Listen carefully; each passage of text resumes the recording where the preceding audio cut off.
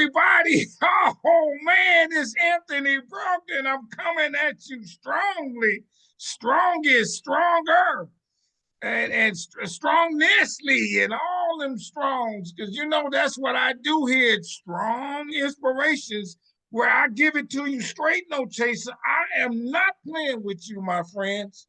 You people around the world who are watching me, I am serious. You are a part of my Strong Inspirations families. There's nothing you can do about it. So embrace it. Tell people about us.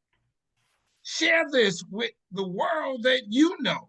Hit the link and then share the link. Let other people know of this history that the people who come on the show tell you.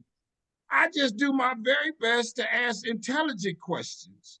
I got a lady on the channel today. Let me tell you something, my friend. I know her son. Good guy, too.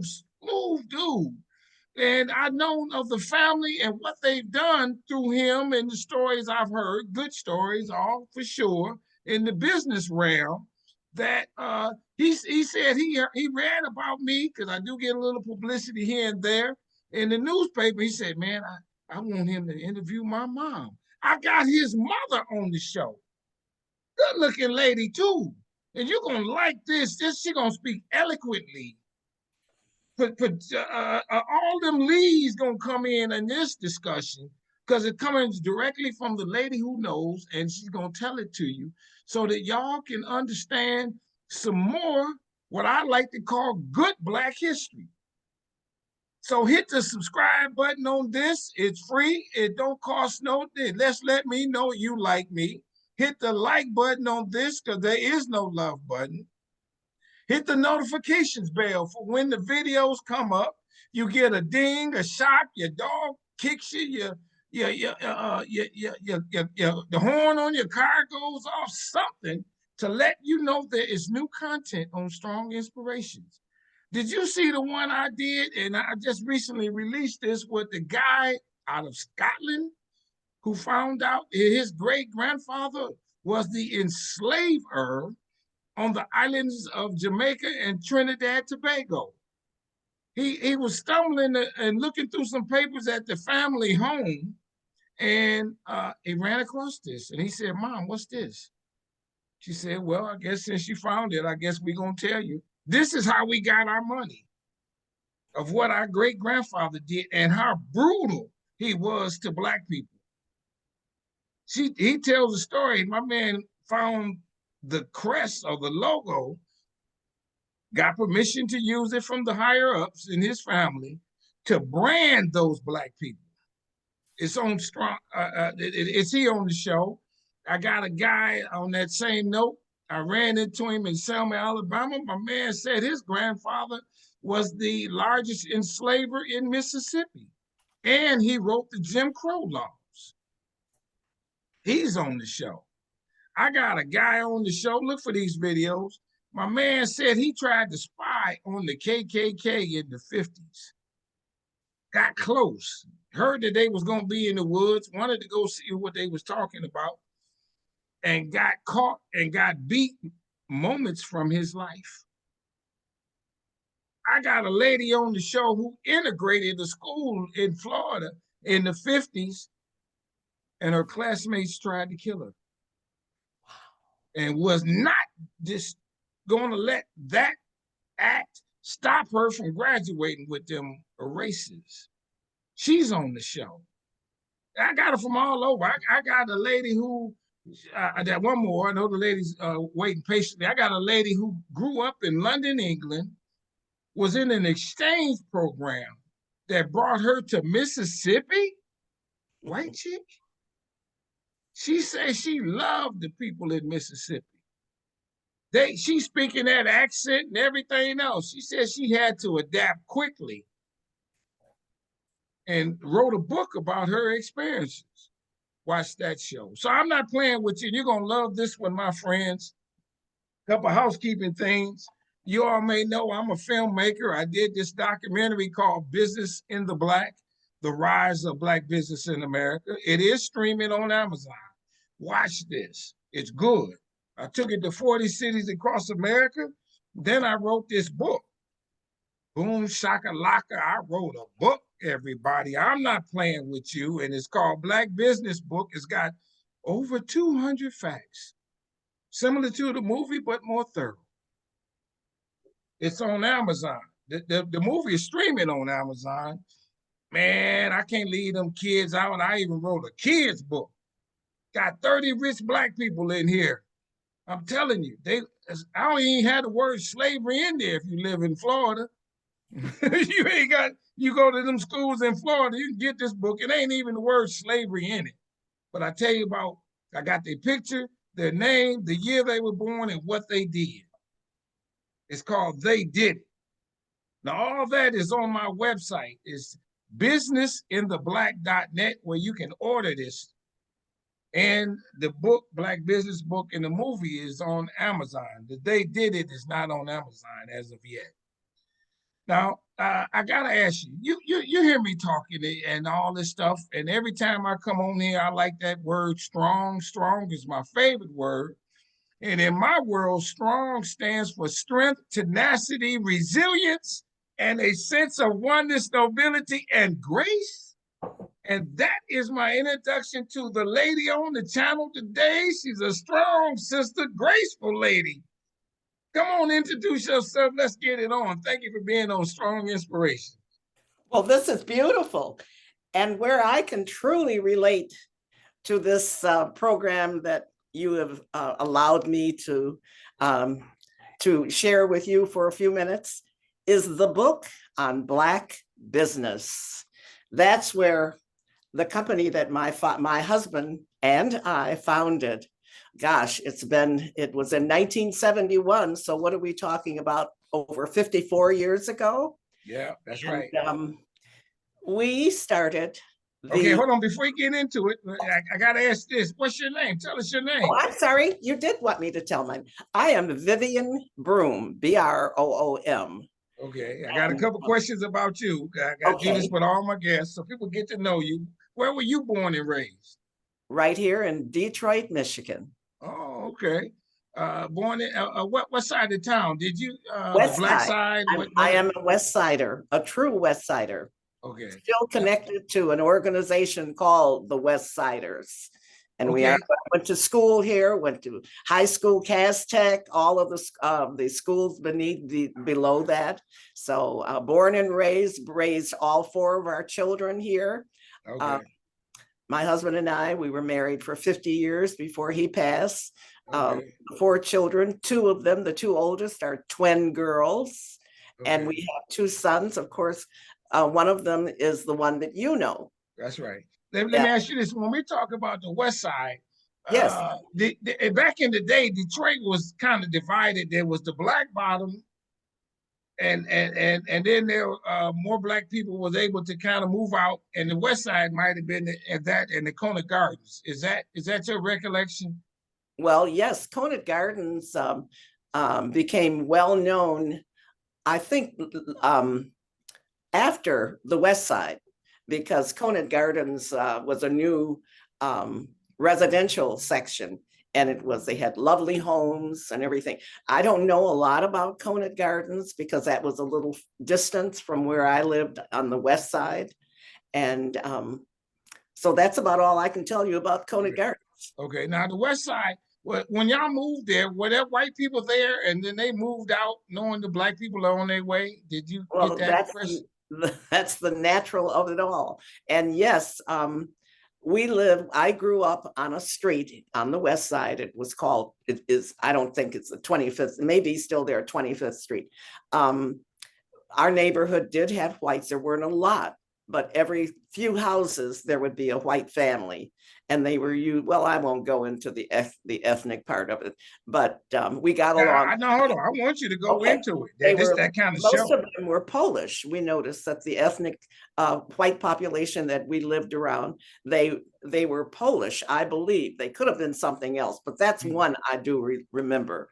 And when my parents eventually bought a home because we rented when we were very young. My parents rented, we lived in a rented home.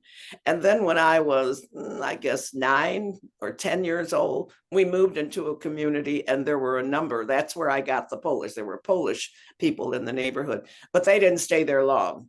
They were gone. So Within, how did that look? They were there, and then you come in. Did they say anything? no, we got along fine. Okay.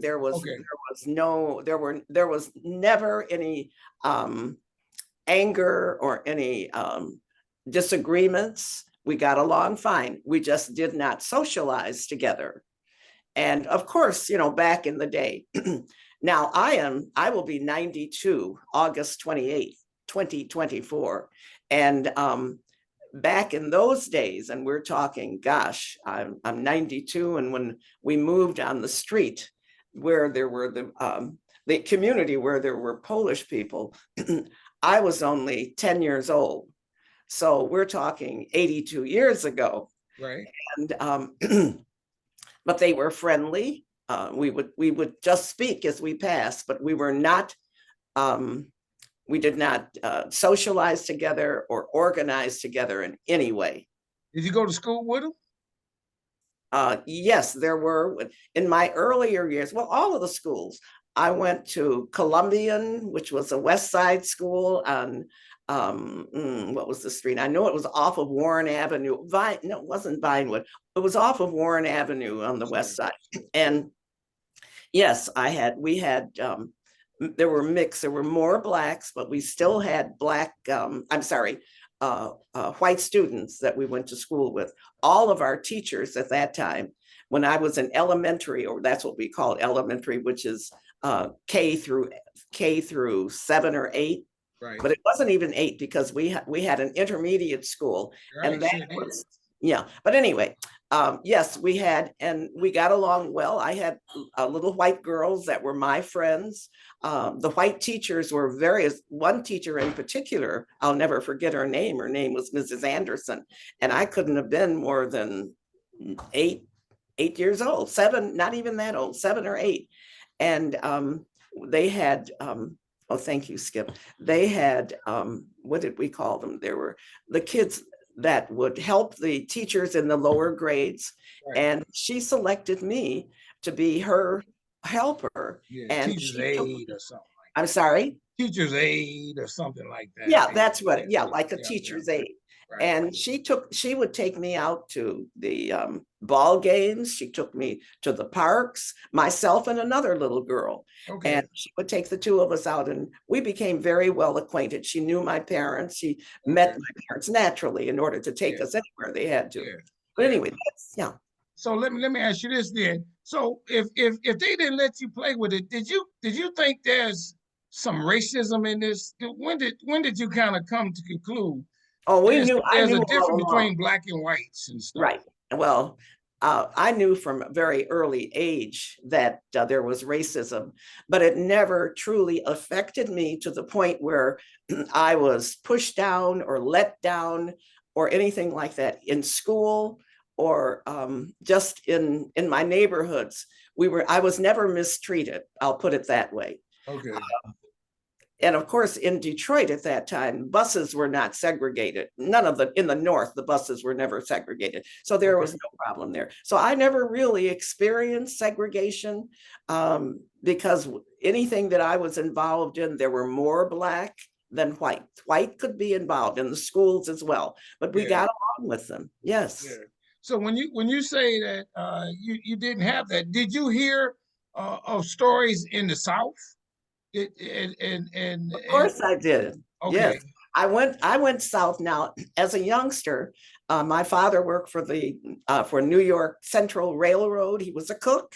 And of course, I've been very interested in Michigan Central now. I'm going to mention that because Michigan Central Station that has been renewed and it's Ford motor now. But as a child, I was very interested because we went to Michigan Central Station all the time when my father was working, because since he was a cook and he had to take the train to New York in order to start working. So when he came home in the next week or two, we would meet him, my siblings and I, when we were younger, would take the bus to Michigan Central to greet him. And so I remember that station back in the day, very much so. Did he face racism? I'm sorry? Did he face racism? I'm sure he did. He didn't talk about it. He really did not just talk about it at all. Yeah. I'm sure he did as a cook.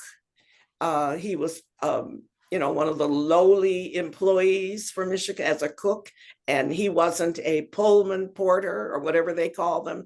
They were given a little more prestige, if I remember. But as I said, I have to tell you that we didn't talk racism in my house a lot.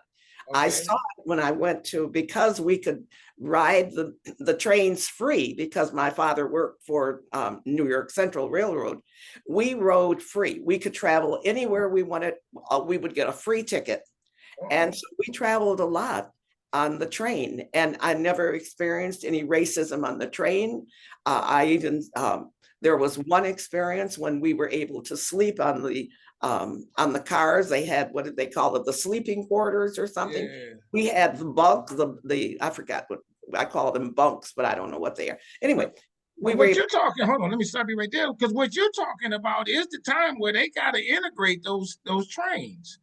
Right. Yes. Well, the integration evidently went smoothly because Blacks couldn't afford to ride the train and pay for that service. So it was only because my family and the few families who had that privilege of riding free, there weren't that many of them, and many of them didn't choose to sleep on the train in their beds, whatever they call the sleeping quarters. And the other thing too was I only dined once or twice in the dining room, and there were practically all of the cooks, and they had the sleeping porters and the baggage men and all of them. They had privileges just like we did, but they didn't use them, Okay, so you never heard of the Freedom Riders growing up, that kind of thing? Freedom rights? Yeah, rioters. Oh no, there were no rioters. Yeah, rioters, RIDERS. The people that Freedom Riders. I'm sorry. Yes. No, I'm sorry. I didn't know. Okay. And as far back as I go. I gotta ask you this question, and I mean no disrespect in this. Have you ever been called nigger? Not typically that word. The last one that as a child, we traveled south. My mother was from Chattanooga, Tennessee, and we went there for an occasion. And when we got on the bus or the streetcar, I was with a cousin that lived there and my sister, and I got on the bus because I have to tell everybody this. This is how everybody did not experience the racism. I got on the bus or the streetcar in Chattanooga, Tennessee, and I sat in the seat in the middle. I did not go to the back. And my cousins who lived there and my sister, they whacked to the back and they said, "Come on with us." And I said, "Well, I'm fine right here. There aren't enough seats in the back." No one ever approached me. I was just fine. Okay. Now, I don't know if it was because of my complexion, but I did not look white. Yeah. I did not look white. And there were plenty of complexions just like mine. Yeah. But I sat and I was not. So, the anger and the all of the things that people witness, all of us Blacks didn't witness it, and we were not a part of it. Many whites were civil, and they didn't. So okay. Other. That's a different perspective. Yeah. Let me. Just a couple. We're gonna get to the business. I promise you. Okay. But this is good stuff. I want people to hear this. I'm enjoying this. Actually, I love talking about history. Where was the enslavement at? Do you know that in your family? When was what? Where was the enslavement? Do you know, like the plantation, your great grandfather or something? Right. Okay. my father, he came from Alabama, Gadsden, Alabama. And he didn't talk about it a lot, but he had sisters and brothers, and they would tell us, infrequently, not often, that they did not live on plantations, but they had to work for the farmers because that was their generation. They didn't go back to because let's see, if my father had lived, my mother and father, they would have been, in the hundreds. Obviously, with my age as I am, they would have been 100 and something. So, but they certainly, I know my father hated to go south because he knew the prejudice. And my father was very, how would you call it? Around white people, he was very laid back. He didn't try to talk with them or, he knew that he had to keep his place. I could always tell that about my dad. He had to stay in his place. Did you ever meet your grandfather? Oh, no, neither grandfathers. No, my mother's father died when she was a little girl. And I don't know when my father's father died, but I did meet my father's mother. And I knew my mother's mother, my grandmother on my mother's side very well. Okay. So now we're going through the timeline. What's your take on the civil rights? What was that all about? Integrating the schools and some of those. You said to some extent you didn't feel it being up north, but you did Ebony, did you read Ebony to hear of the atrocities were happening down south? Of course I did.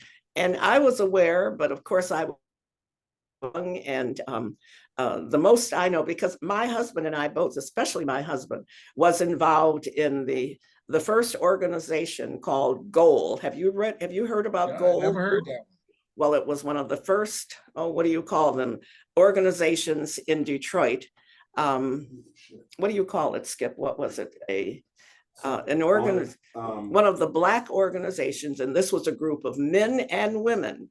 Advanced Leadership. And the name of it was GOAL, Group on Advanced Leadership. Okay. And they organized to, when the A&P stores did not hire Blacks as cashiers, and so they organized to picket all of the A&P stores in Black communities. And I remember picketing myself, and so that they would hire Blacks as cashiers. And of course, after we closed down the stores in the Black communities, and there weren't a lot that we were with because GOAL was a small group of people. It wasn't a large group, but it was the first group of Blacks to start. I'm trying to think of the word for it. You have to forgive me. That word. Picketing or something like that. Well, that has to do with it, but there is another word. What, Skip? Oh, I thought you told me something. Yeah. Well, okay. So let me ask you this. You've heard of Clegg, and of course, they're the Shrine of the Black Madonna and the Shrine Church and all of that. Right. Well, that's what this organization had started out with them. Okay. My husband also drew cartoons for the Clegg newspaper. There was a small Black newspaper that was published. Okay. And my husband did cartoons. My husband was an artist. Yeah. I got to ask you this question, and again, sure. I try to keep it real on the show. Okay. And you kind of open up the door, if I may say, and I'm of that ilk too. What did being lighter complected do? What did what?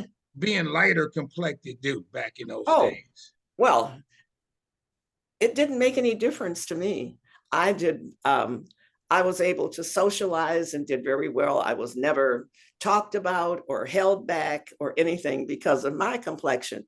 And because there were so many of us, our colors were in every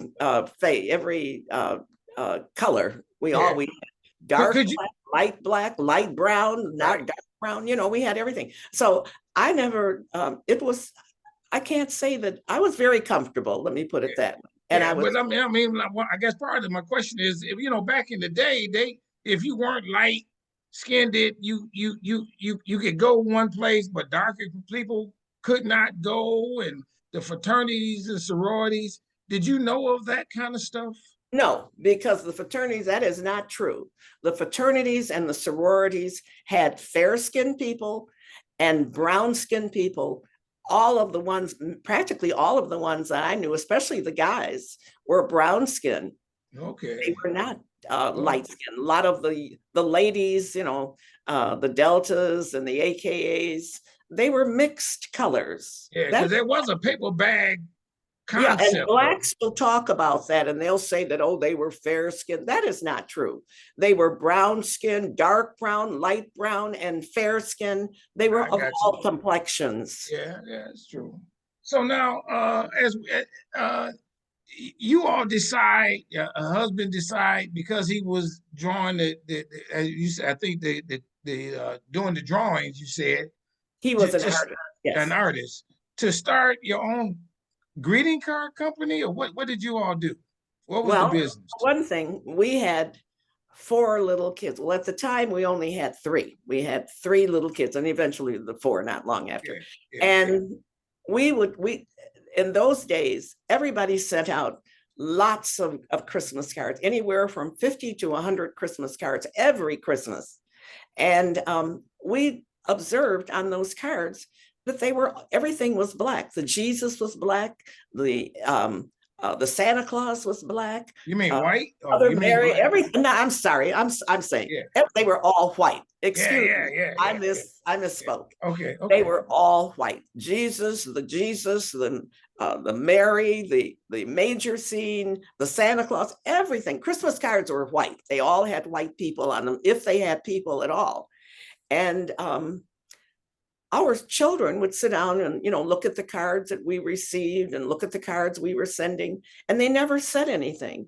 But we observed as Black parents that this wasn't good for our children, because they're receiving cards and everything has a white face on it. So, and my husband was always very militant. That's one word. Before you go on to the other story, that was what I was going to ask you. Were you all both very conscious of blackness? And you said militant. Blackness were treated, black power and that kind of stuff. As I said, we were militant, especially my husband, because I'm at home taking care of the kids, and he was an artist for the government, for the federal government, and he was an artist, and in his office there were several other artists, and in all of the group of the Black employees, they all stuck together with this militancy of sticking together with one another. And as a matter of fact, I don't remember his name, but my husband, at the time, he had a white boss. And my husband, the two of them had a disagreement, and my husband socked him and knocked him out. He did not lose. Tell that story.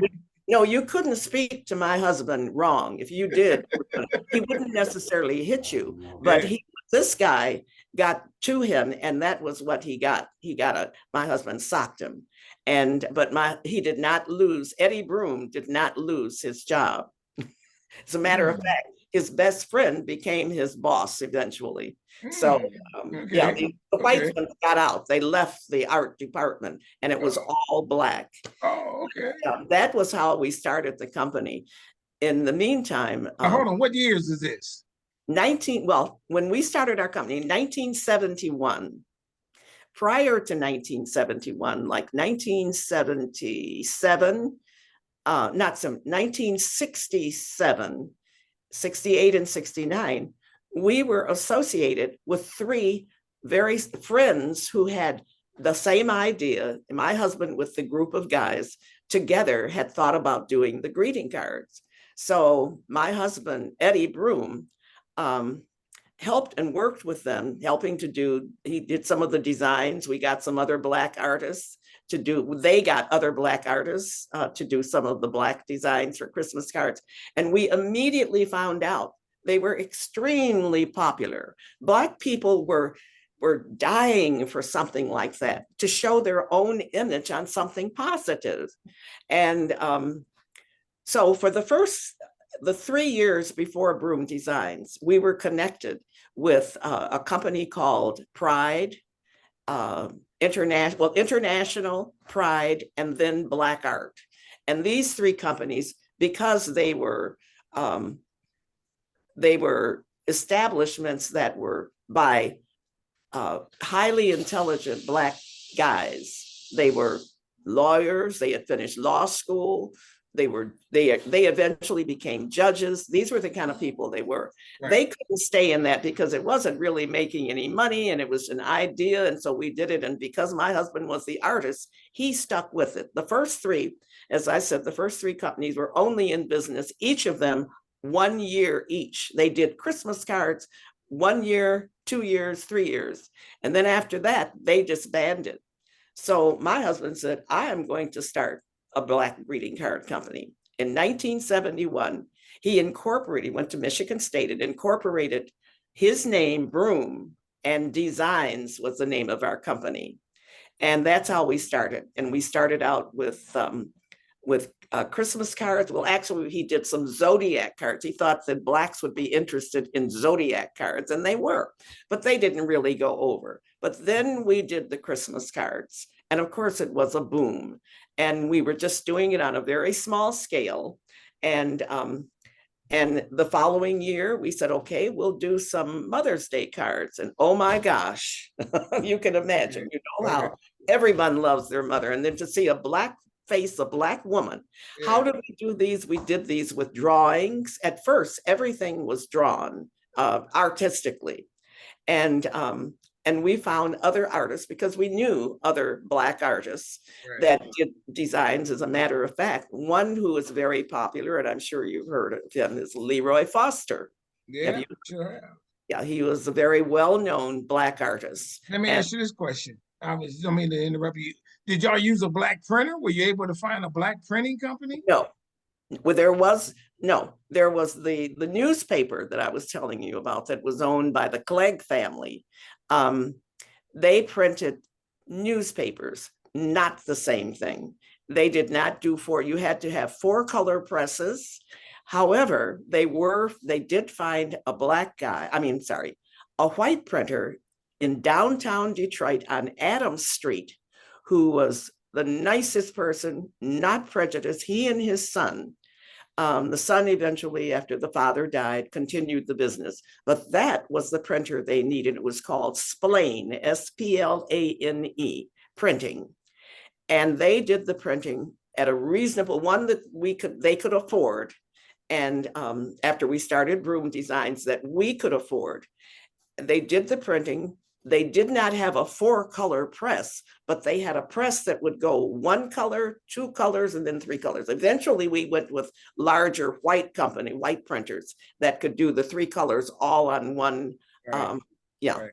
But no, your question, could we find a Black printer? Not for doing greeting cards. And in addition to that, it had to be a huge press because we were doing 12 to 15 cards on one sheet. So we're talking about extremely big sheets. Yeah, I got you. Let me ask you this. Were there Black dolls or any Black paraphernalia? What was the status of Black dolls had become, I won't say popular, but were there, especially Black baby dolls. Those started out first with little baby dolls being Black.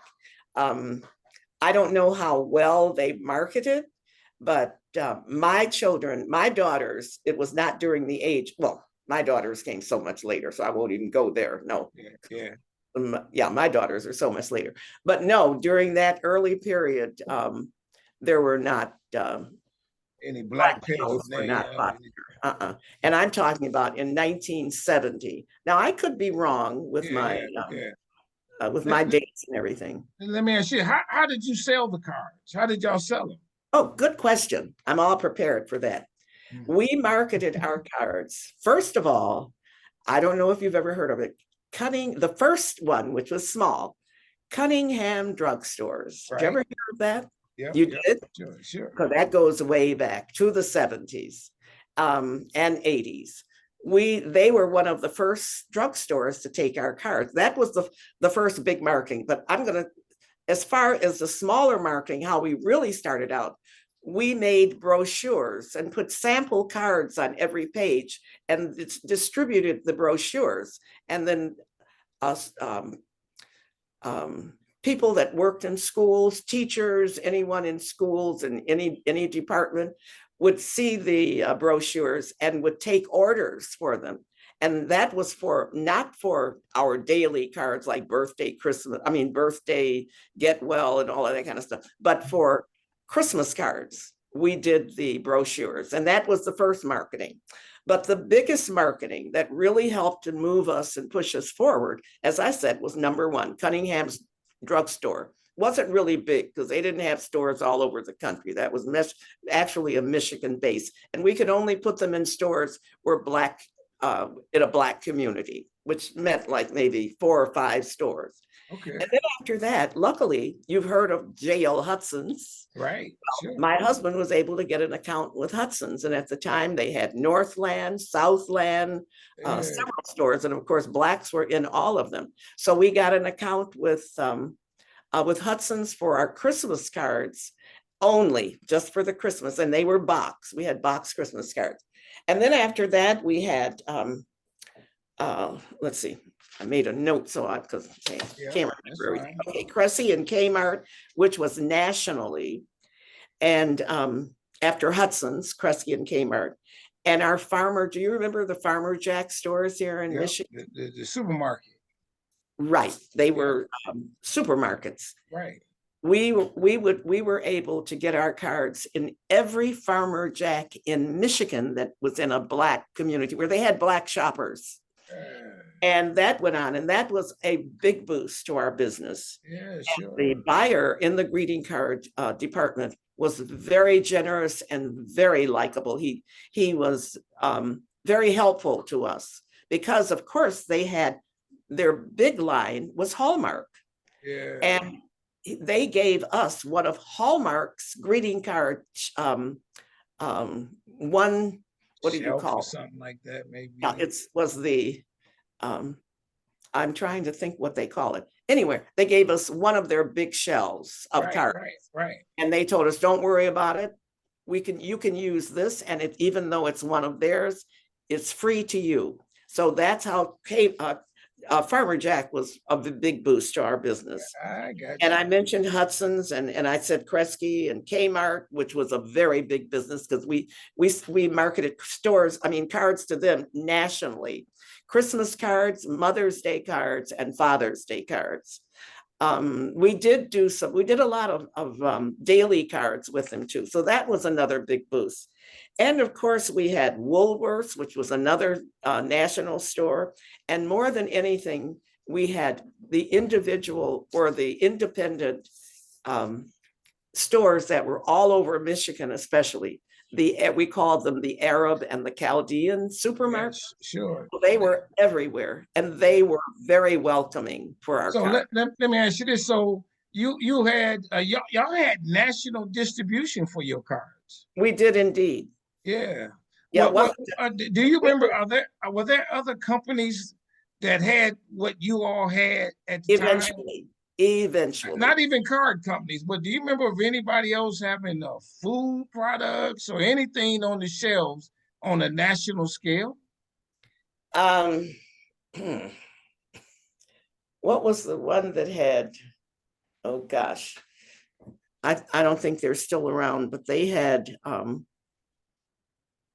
what was it? You would remember them. Was it shoe polish? Oh, really? I'm sorry. I can't remember. But you're saying you know of another company that did what you all did on a national scale. Oh, yeah, they had it was called Watkins, Watkins. And it wasn't shoe polish, that was wrong. Yeah. It was Watkins, and they had cough medicine and things like that. They were very well known. Oh, really? And that was before Broom Designs, because as a child, my parents used to give us their cough medicine. Oh, I got you. They didn't have a big line. Yeah. Did Black Enterprise know about you all? Yes, we did an article with Black Enterprise, but at the time, Black Enterprise was looking for big big business.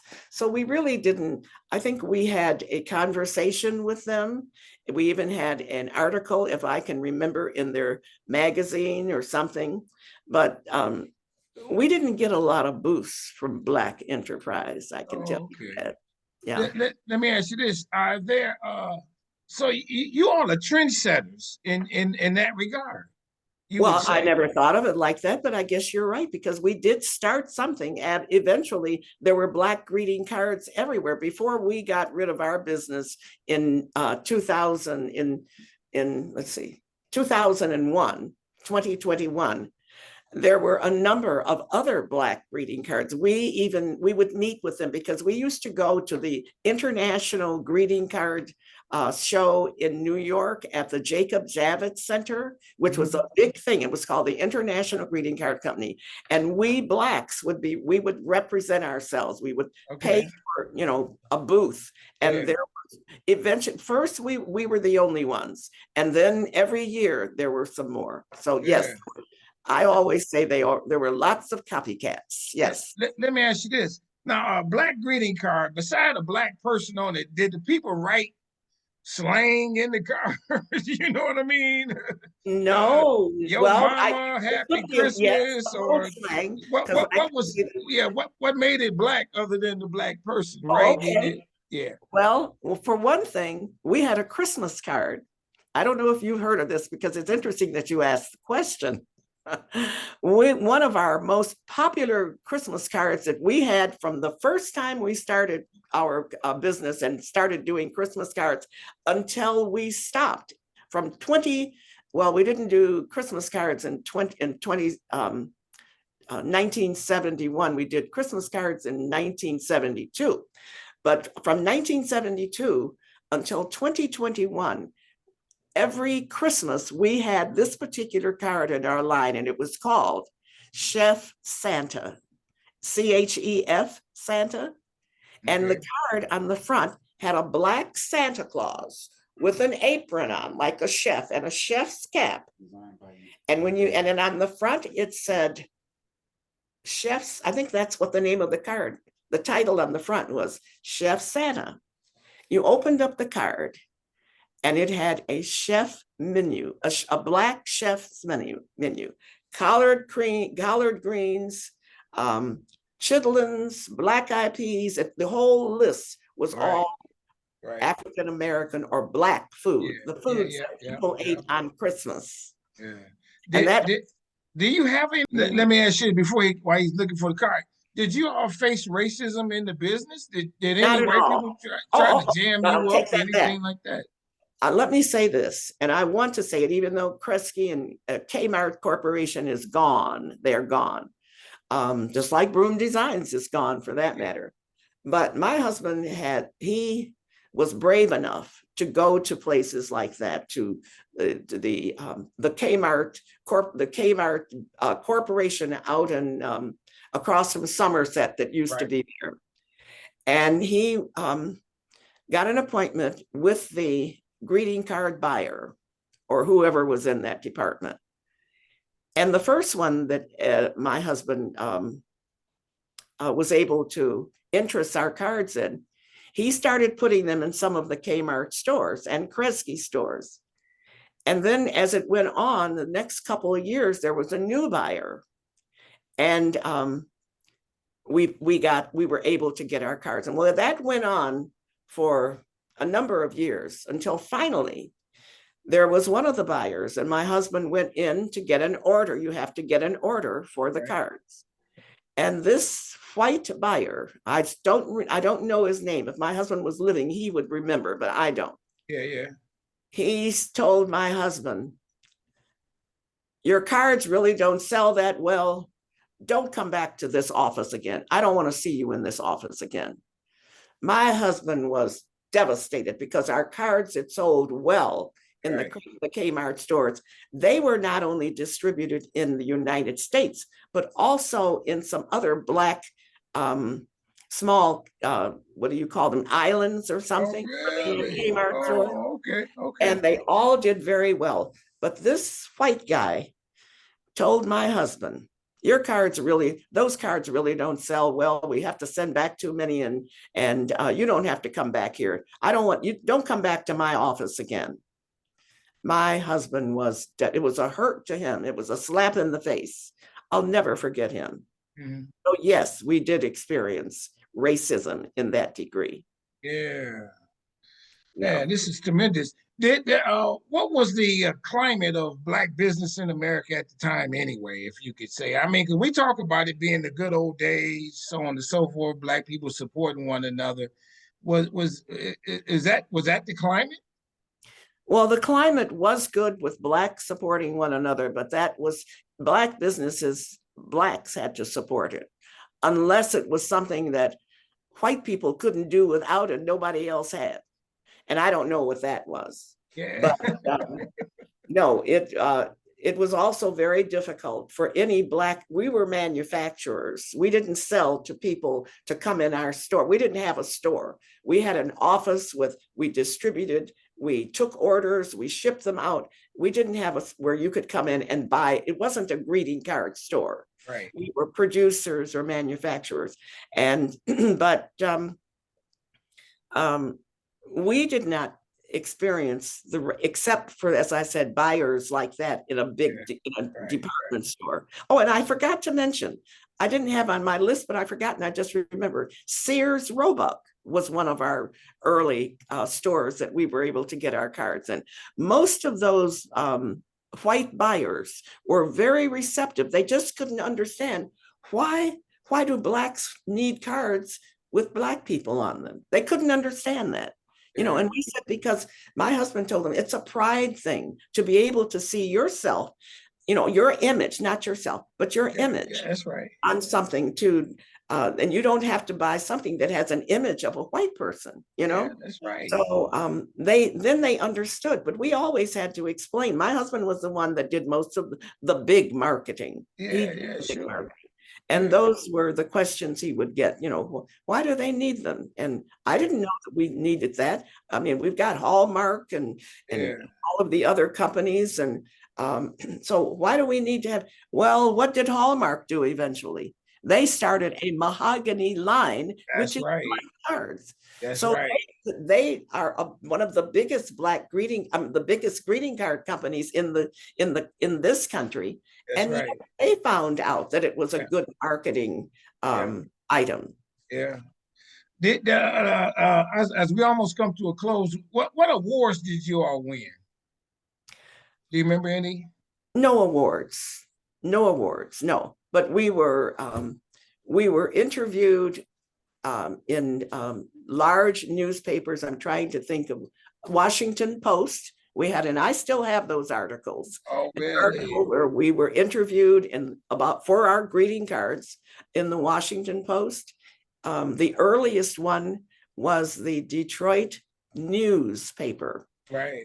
An artist from Detroit News did a rendering an art rendering of my husband and I. Right. And it was in one of the Sunday sections of the Detroit News at that time. Right. And they wrote a whole page of our greeting cards. So we got a lot of, but we never won any awards. To my knowledge, I've never heard of any awards. Yeah. Oh, and I mustn't let this in without saying. Yes, please. Most of our cards eventually were photographs of Black people. And we had photographers, we had Black models, and we did the first romantic line of greeting cards in the country. Wow. No one had ever had a romantic greeting card where you had a couple and they were always beautiful Black people. Yeah, sure. It's just like with white businesses. Sure. They can't market ugly white people on a greeting card. So we couldn't. All of our Black models were beautiful. I got you. So, and there is one, I won't mention her name, but she is on one of the television, what do they call those shows where they have the reality TV? Huh? Reality TV. No, not reality. At the Atlanta Housewives. Yeah. Well, I think it is the Atlanta Housewife that one of our models from years back when she was much younger, Yeah. was on one of our cards because Oh, she was really? beautiful. She's still Yeah. beautiful. Yeah. And Oh, sure. Sure. I'm not going to call her name. Yeah. 'Cause Yeah. Sure. Sure. yeah. Sure. And but we had beautiful Black models, and they were coming. We paid everyone. If they were on a card, they got paid extra, and they also were given cards for their records and for Yeah. their, Yeah. Oh, sure. and so we had so much cooperation, and everybody wanted to be a part of Broom Designs in that respect. And Yeah. Sure. our first photographer, I have to mention his name, was David Perkins, who is an architect. And at the time he was a photographer as a hobby. Yeah. And the guy the young man that helped us do most of the many or almost most early, in the early stages, most of our words or the verses inside the cards. He was a wonderful poet, and he would write the cards and he would get other people. But he's the one that found this young man who was the photographer, and he was going, at the time, he was a student at Lawrence Tech Okay. Architecture School. Okay. Okay. He is now, if you Google him, he is now an architect, and he is in the transportation department of Atlanta, Georgia or something. Oh, okay. But he was our first photographer that did a lot of our photography, and they were all, yeah. Yeah, that's a beautiful thing. Did you find any cards? Did he find any cards? Oh, yes. Okay, yeah. Show us a couple of the cards. This is one of the love cards. Can you see it? Or yeah, I see it. I've seen that card before. Okay. Well, it was so popular. It was a love card, and the verses inside. Oh no, I'm sorry. It was a love card first, but we also turned it into a mother. This is a Mother's Day card. Yeah. As you can see, the beautiful black hands yes. of a female, and it is a Mother's Day card. Yeah. But we also use the same image for the love cards. Okay. Yeah. Love cards were extremely popular. We had handsome Black men, beautiful Black women on these cards, and we could not keep them. This is a daily, what we call an everyday card, and this was a baby congratulation card. Okay. Is that visible? Okay. Yep, we can see it. And this is a wedding congratulation card. Okay. And you see the Black couple on there. Yeah. Yes. Let me ask you this: how all this make you feel to know y'all motivated people and played a role in the uplift of the community? Well, makes me very proud. And all four of our children. And that was what we did all of this for. Because my husband had a job, we were working, we were comfortable, not overly so. We were just, mediocre Black comfortable. Okay. Yeah. And but we didn't do that to get rich. And it was wonderful for our children, for my children's friends' children who knew all about these cards. Everybody, it boosted their morale, it gave them pride, and that's what it gave us. And I always love to talk about it. If anyone is interested, I push nobody on the business that we had, but the older people, and many of them are gone, know about Broom Designs, even some of the younger ones, because they were models and things like that. Sure. Yeah. Well, hey, everybody, this is what I do here, Strong Inspiration. I told you she was going to tell it, and tell it well. Boy, oh boy, I really enjoyed hearing this good Black history story, because it goes deep into the family structure of how we, in many regards, found our niche in life, had some goodness to the niche of the uplift of the community, and in particular of the individual family. Beautiful kids and strong people as a result of seeing their parents sacrifice as they did, working long hours, going through the headaches and so on and so forth, for themselves to know that that's a part of life. So hey, this is what we do here, Strong. Everybody, y'all felt the passion. Y'all know what the story is. You know what we do here is Strong Inspiration. So come on, hit the subscribe button. It's free. It don't ask no information. Hit the like button on this video. You felt it. I mean, they 50-some years, they operated strongly. You hit the notifications bell, you get the ding shot. Tell somebody about Strong Inspirations. Do not keep it to yourself. And go to my website, everybody. businessintheblack.net. Get you a copy of that book. I got a program online coming in August, every Monday in August. I got some high school students, and we're going to talk live of what they know about Black history. I'm taking this show live in many respects. We're ready. I'm ready to get to America and let y'all see this and let other people tell the story. So thank you so very much for coming on the show. And everybody, I want you, in particular, Ms. Broom, to understand this, that from the deepest of my heart, I want you to stay strong, stay safe, stay on your grind. I love you telling this story, and I love what you have done as a beautiful mom and a beautiful parent. So with that, I'll say bye-bye. We out. Thank you. That was lovely. I enjoyed